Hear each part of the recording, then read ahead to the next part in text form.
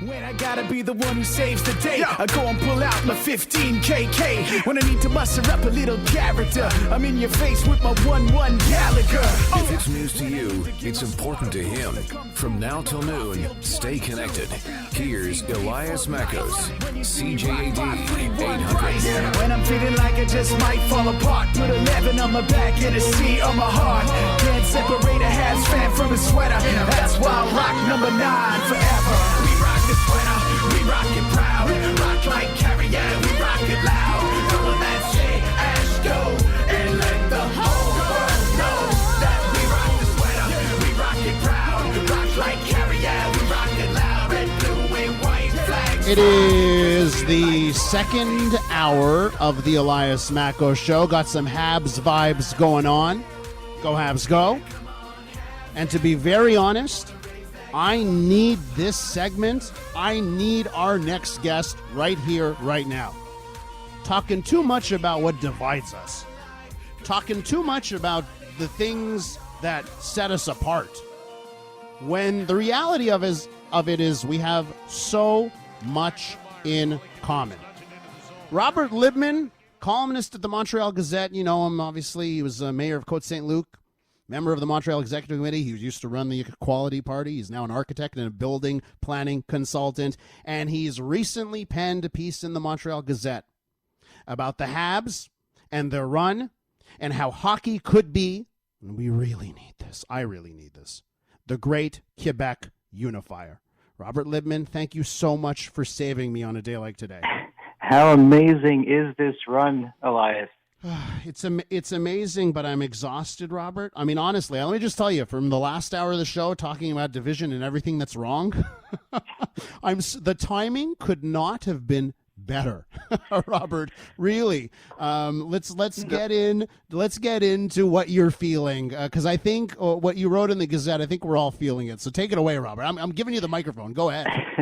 Well, sports can be the great unifier. Certainly a playoff run like this by the Canadians, it used to be a spring ritual in this city, and it always brought us together. When I was a little kid in the 70s, it was taken for granted. Every spring the Canadians would be playing deep into the playoffs. We haven't really had that for a while, and it's certainly a hell of a lot of fun.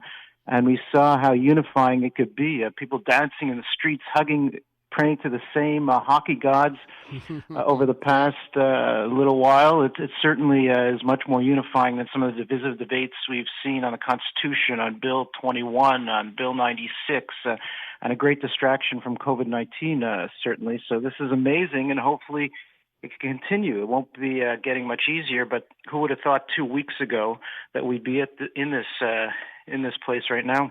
And I think it goes to what you would have heard and what you would have seen if you were outside the Bell Center the night the Habs clinched the series against the Jets.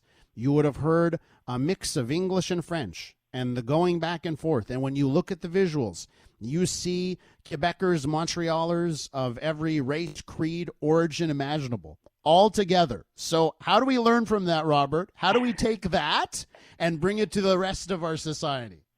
Well, I wrote about that this past weekend, about how it can be a lesson to politics, because at the end of the day, and I also used another hockey analogy where at the end of a series, after days of beating each other's brains out, hockey players line up and they shake hands and they hug each other, because at the end of the day, people are people. People come from different places and experiences, and there's a very different type of mentality when it's group against group as opposed to individuals getting together and speaking one-on-one. And that perhaps can be a lesson to politicians, that less collectivist mentality and more individuality. I think people working together behind the scenes, which is very common at the National Assembly, is something that people don't realize. When the lights go off, there's a lot of collegiality and a lot of individual discussion and negotiation and understanding and friendly debate among individuals. But unfortunately, when the lights go on, people start lacing into each other and all becomes a partisan political game. I think lessons can be learned from that people are people, like we see in hockey. After playing so intensely against each other in teams, individuals very much enjoy each other's company. And we certainly saw that also as it spilled out into the streets of around the Bell Center. People, when you come to identifying as an identifiable group, there's a lot of mistrust sometimes. But when everyone is united as individuals, it's much more beneficial to our society. With Montreal Gazette columnist Robert Libman. His latest is on how hockey can be the guide we need on how to become united again. Now, Robert, what do you think is the current state? You know, you were mentioning about how the National Assembly is, right, when the lights go off. But how do you think things are right now in Quebec politics? Well, the good thing about right now is the fact that a front of mind is this Habs run, and even it was addressed. It took over somewhat of the press conference yesterday that François Legault had, even talking about a parade. Maybe we can find a way, an exception like we did for proms, for a Stanley Cup parade, hopefully later this month, which would be a wonderful distraction as well. But you know, it tells us that maybe we should focus more on positive things, less mistrust, less judgment and valuation of other people based on the color of the skin or the language that they speak or the religious symbols that they wear. That's much less relevant than the other factors that bring us together as a society in a much more constructive way. If all it takes is a hockey team and a playoff run, doesn't it prove that the things that unite us are far, far greater than the things that divide us? Certainly far greater and a lot more fun. And this is why it's important that this can go on. This hopefully will go on for another several weeks. It would also be nice to have a baseball team, so at least in the fall we can all cheer together or be in the same boat or the same bandwagon together. Yeah. But for the time being, let's hope this run continues, so this sense of unity and cohesiveness and enjoyment that we're experiencing goes on at least till the end of the month. You mentioned this as in your column as a nice distraction, as you put it, from COVID-19. And you mentioned, of course, language wars, the Constitution. But on the COVID-19 front, do you think, you know, how we've been getting through this? I heard the health minister the other day saying Quebecers have pride in our vaccination campaign, that it has brought us together. Is there any sort of parallels you can make between a successful hockey run and how fighting a pandemic can also bring people together? Well, look, a coach gets his team motivated before the game and between periods, before they step on the ice. He gives them an inspirational speech, and that's perhaps what we need. At least that's what we need from our leaders, some inspiration, imploring us to go out and get vaccinated.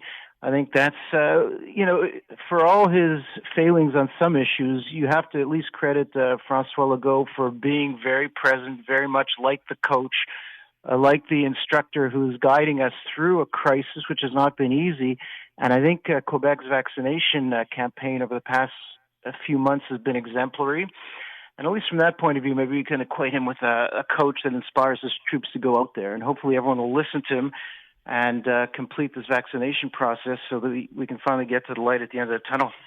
We've been talking about Montreal and Quebec, but I want to broaden this out. And, the thought, don't want to jinx anything, but if the Canadians were to make it to the Stanley Cup final, we all know they're closer than we thought they would be this season. If they were to make it to the Stanley Cup final, the team could also be a uniter for the whole country?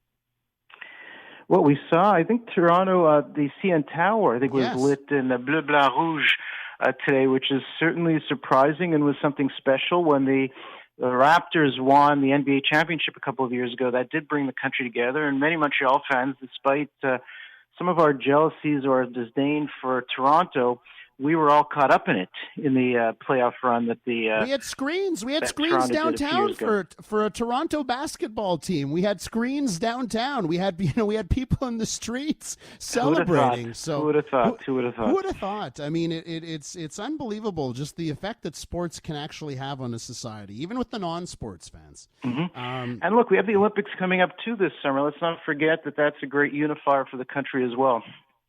My goodness, Robert, I'm leaving this interview in a much better headspace than I was coming into. I really mean that. Like, the timing worked out. Needed you today at this time to get me through the rest of the show. Thanks so much, Robert. Well, let's do it again in 3-4 weeks after sipping some champagne, hopefully, from the Stanley Cup.